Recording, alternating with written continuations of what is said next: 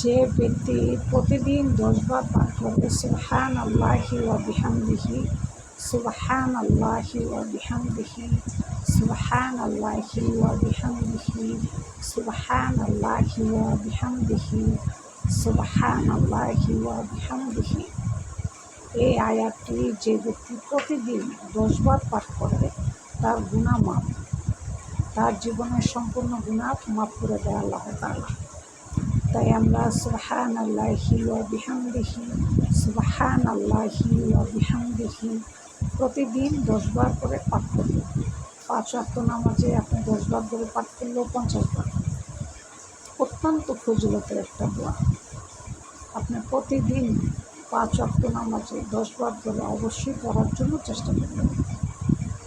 এটা হচ্ছে প্রথম আমল।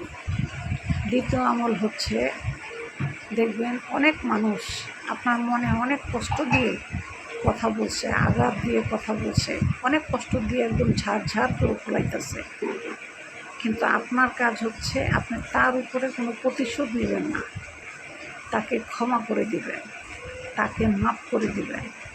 আল্লাহ তাআলা নিজে ঘোষণা দিয়েছে, আমার কোনো বান্দাকে যদি কোনো বান্দি ক্ষমা করে দেয়, তাকে আমি আল্লাহ ক্ষমা করে দিব। তাই আমরা সবাই চেষ্টা করব সবাইকে ক্ষমা করে দেওয়ার জন্য, মাফ করে দেওয়ার জন্য। কারণ যে ব্যক্তি ক্ষমা করে দেয়, মাফ করে দেয়, সে হচ্ছে পৃথিবীর সর্বোত্তম ব্যক্তি। কারণ আমরা বহুত গুনাহ করি এরকম, কিন্তু আল্লাহ আমাদেরকে ক্ষমা করে দেয়, মাফ করে দেয়। তাহলে আমরা কেন ক্ষমা করব না, মাফ করব না? অবশ্যই আমরা সবাইকে ক্ষমা করে দেব, মাফ করে দেব। আর অবশ্যই প্রতিদিন এই দোয়াটা 10 বার পাঠ করব। সুবহানাল্লাহি ওয়া বিহামদিহি, সুবহানাল্লাহি ওয়া বিহামদিহি 10 বার পাঠ করবেন, আপনার জীবনের গুনাহ সব মাফ।